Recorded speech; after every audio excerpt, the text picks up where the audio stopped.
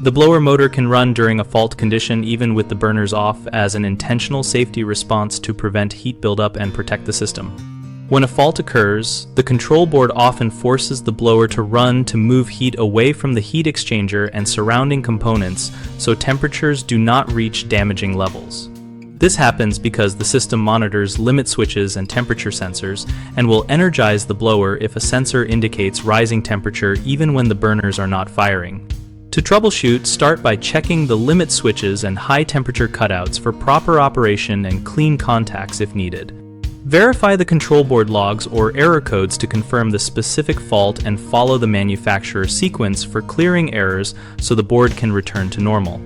Inspect airflow paths, including filters, ducts, and return grills, because restricted airflow is a common cause of false high temperature signals. If you need to test the blower logic, safely power down the system and follow lockout/tagout procedures, then simulate normal sensor readings with the correct test points so you do not create an unsafe condition. 3 common issues are a stuck or shorted limit switch causing continuous blower operation, which you can solve by testing continuity and replacing the faulty switch. Another is a dirty filter or blocked return that raises heat at the heat exchanger.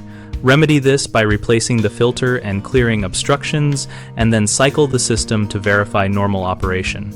A third issue is a control board latch that remains in a protective mode after an intermittent fault.